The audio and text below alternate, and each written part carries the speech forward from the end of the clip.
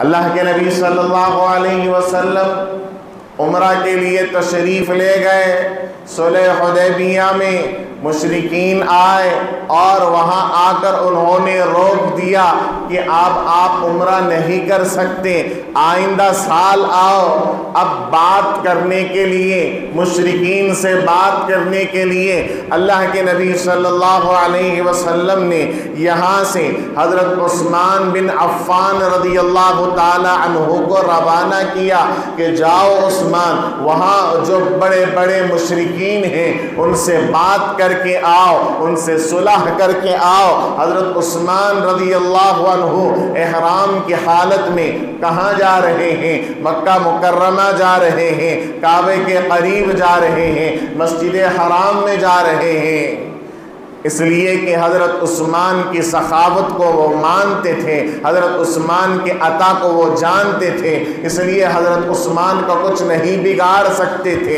اللہ کے نبی نے حضرت عثمان سے کہا جاؤ عثمان تم بات کر کے آؤ۔ حضرت عثمان رضی اللہ عنہ وہاں تشریف لے گئے، اپنے چچا زاد بھائی کے یہاں ٹھہرے رہے، اور شام کے وقت میں یا صبح کے وقت میں دشمنان اسلام سے، مشرکین مکہ سے بات کرنی ہے۔ چچا زاد بھائی نے دیکھا حضرت عثمان کا جو ڈریس اپ ہے، جو حضرت عثمان جو اپنے آپ کو ڈھالے ہوئے ہیں، چچا زاد بھائی نے دیکھا کہ حضرت عثمان اس حالت میں ہے کہ ان کا پیجامہ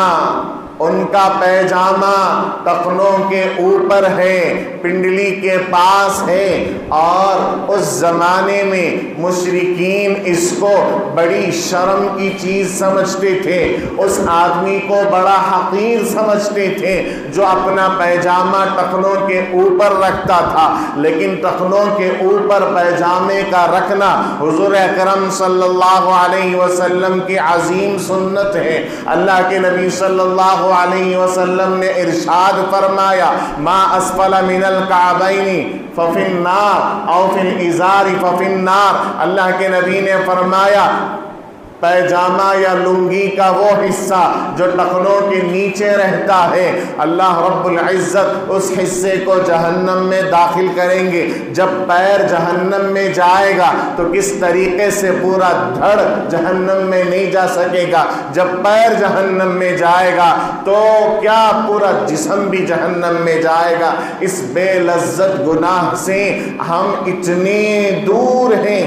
پیجامہ نیچے رکھنے سے کیا مزہ مل رہا ہے؟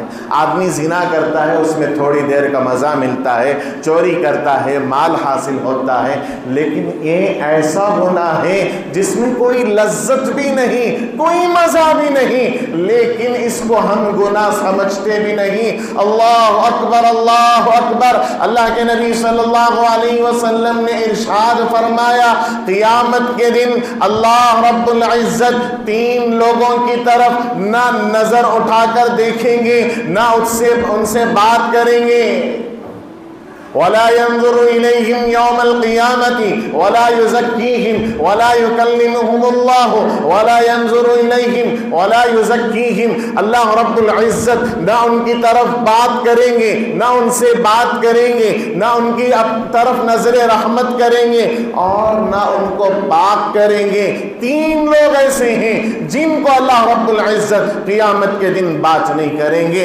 ایک وہ شخص جو تجارت میں بزنس میں جھوٹی قسم کھا کر مال بیچتا ہے، جھوٹی قسم کھا کر مال بیچتا ہے، قسم سے حضرت ہم نے 1000 روپے میں ملا، قسم سے حضرت ہم نے 200 روپے میں ملا، یہ قسم جھوٹی قسم کھا کر جو مال بیچتے ہیں۔ میرے دوستو تجارت کے اصول بھی سیکھو، اگر تمہارا مال کوئی نہ لے تو نہ لے، لیکن جھوٹی قسم نہ کھانا۔ قیامت کے دن نہ اللہ بات کریں گے، نہ نظر رحمت فرمائیں گے۔ جس پر اللہ کی نظر رحمت نہ ہو وہ جہنم میں نہیں جائے گا تو اور کہاں جائے گا، اور اسے نہ پاک کیا جائے گا۔ دوسرا وہ شخص جس کا پیجامہ ٹخنوں سے نیچے رہتا ہے، خدا کی قسم اللہ قرآن میں فرماتے ہیں کہ نہیں، نہ اس کی طرف نظر رحمت ہوگی، نہ اس سے بات ہوگی، اور نہ اسے پاک کیا جائے گا۔ اور تیسرا فرمایا بخیل اور کنجوس آدمی سے اللہ بات نہیں کریں گے۔ حضرت عثمان رضی اللہ عنہ کے پیجامے کو دیکھا کہ پنڈلی کے پاس ہے، ٹخنے کے اوپر ہے، اور جن سے بات کرنے جا رہے ہیں حضرت عثمان، وہ اس کو برا سمجھتے ہیں، حقیر سمجھتے ہیں۔ حضرت عثمان سے چچا زاد بھائی نے کہا کہ بھائی عثمان، میں تم سے ایک بات کہتا ہوں کہ آج کے ایک دن اس پیجامے کو ٹخنوں کے نیچے کر لو، جب وہ تمہیں برا سمجھیں گے تو وہ تمہاری بات کہاں سے سنیں گے؟ تم آئے ہو بات کرنے کے لیے، تم آئے ہو ان کو سمجھانے کے لیے۔ جب وہ دیکھیں گے کہ تمہارا پیجامہ ٹخنے کے نیچے نہیں ٹخنے سے اوپر ہے تو وہ تم سے مذاق کریں گے، تمہارا مذاق اڑائیں گے۔ مصلحت ہے، بات کو سمجھو، حکمت اختیار کرو، اپنا پیجامہ ٹخنے کے نیچے کر لو۔ حضرت عثمان نے کہا اللہ اکبر اللہ اکبر۔ حضرت عثمان نے کہا سب کچھ ہو سکتا ہے، یہ نہیں ہو سکتا، یہ میری ادا نہیں، میرے نبی کی ادا ہے، میں نبی کی ادا کو نہیں چھوڑ سکتا۔ اللہ اکبر، کیسا فالو کرتے تھے، اسلام کا فائدہ دیکھ رہے ہیں، اسلام کا فائدہ سمجھا رہے ہیں بھائی کہ اسلام کی بات پہنچ جائے گی، لیکن کہا اس طریقے پر تف ہے، افسوس ہے، اسلام کی بات پہنچانی ہے لیکن نبی کی محبت چھوڑ کر، نبی کا طریقہ توڑ کر کہا کہ یہ اسلام نہیں پھیلے گا، یہ اسلام نہیں پھیلے گا۔ اللہ کے نبی صلی اللہ علیہ وسلم کی سنت کو نہیں چھوڑا۔ جب بات کرنے کے لیے گئے، بات جو ہوئی، مشرکین حضرت عثمان کا بڑا ادب کرتے تھے، بڑی ریسپیکٹ تھی ان کے دلوں میں حضرت عثمان کے لیے۔ سارے مشرکین کھڑے ہو گئے اور حضرت عثمان سے کہنے لگے اے عثمان، محمد کو ہم نے روک دیا ہے، ابو بکر کو روک دیا ہے، عمر کو روک دیا ہے، سب کو روک دیا ہے، لیکن تمہیں اجازت دیتے ہیں، حرم میں آئے ہو، کعبہ کے پاس آئے ہو، تمہیں طواف کرنے کی اجازت دیتے ہیں۔ حضرت عثمان نے ڈنکے کی چوٹ پر کہا اللہ اکبر، میرا نبی طواف نہ کرے، عثمان طواف کر کے جہنم میں نہیں جائے گا۔ اللہ اکبر، میرے نبی کے بغیر عثمان طواف تو کیا یہاں ایک سجدہ بھی نہیں کرے گا، اس لیے کہ میں اپنے نبی سے محبت کرتا ہوں۔ یہ تھی اتباع، یہ تھی پیروی۔ اللہ اکبر۔ حضرت حذیفہ بن یمان رضی اللہ تعالی عنہ شاہ ایران اور اس وقت کے سپر پاور ملک کے پاس گئے، دعوت پہنچانے کے لیے گئے، اور بادشاہ نے اس وقت ان کے لیے دسترخوان سجایا۔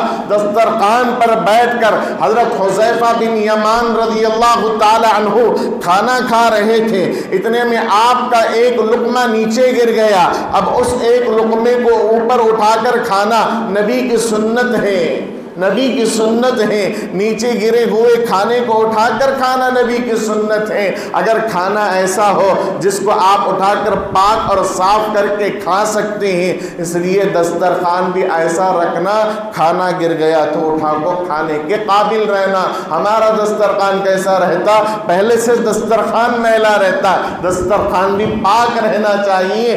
دسترخوان اس لیے بچھاتے ہیں تاکہ کھانا گر گیا تو اسے بغیر کراہت کے اٹھا کر کھا لینا، لیکن دسترخوان پر اتنے نشانات رہتے جتنے نشانات آسمان پر بھی نہیں ہیں، وہ اٹھا کر کھانے دل کیا کرے گا؟ دسترخوان پاک رکھو۔ حضرت عثمان، حضرت حذیفہ بن یمان رضی اللہ تعالی عنہ نے دسترخوان پر کھانا گر گیا۔ اب جو بازو بیٹھا ہوا تھا بندہ، اس نے حضرت عثمان کو کونی ماری اور کہا نہیں، یہاں اس کھانے کو اٹھا کر مت کھانا، کھانے کو اٹھا کر مت کھانا، یہاں کے بادشاہ کو تم دعوت دینے آئے ہو، اسلام کی دعوت دینے آئے ہو، اگر وہ دیکھے گا کہ تم کھانا اٹھا کر کھا رہے ہو، تمہیں حقیر سمجھے گا، تمہیں کمتر سمجھے گا کہ یہ کھانے کے کتنے لالچی ہیں، کھانا گر گیا تو چھوڑتے نہیں، وہ بھی اٹھا کر کھاتے ہیں۔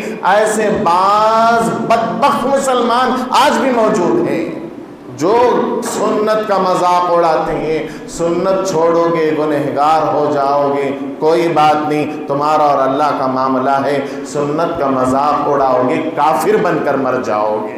کبھی سنت کا مذاق نہ اڑانا۔ داڑھی رکھ لے کر کیا جی، داڑھی رکھ لے کر کیا جی، جھبا پہن لے کر کیا جی، نہیں، جھبے پر کبھی انگلی نہیں اٹھانا، داڑھی پر کبھی انگلی نہیں اٹھانا، عمامے پر کبھی انگلی نہیں اٹھانا۔ سنت کی جگہ ہے۔ تمہیں جو عادت سے برائی ہے، تمہیں اس کی جو عادت بری ہے، اس عادت کو برا کہو، لیکن کبھی سنت کا مذاق نہ اڑانا، اس لیے کہ جو سنت کا مذاق اڑاتا ہے اللہ کو اتنا جلال آتا ہے، مرتے وقت اس سے کلمہ چھین کر موت دیتے ہیں کہ تو جنت میں رہنے کے قابل اور لائق نہیں ہے۔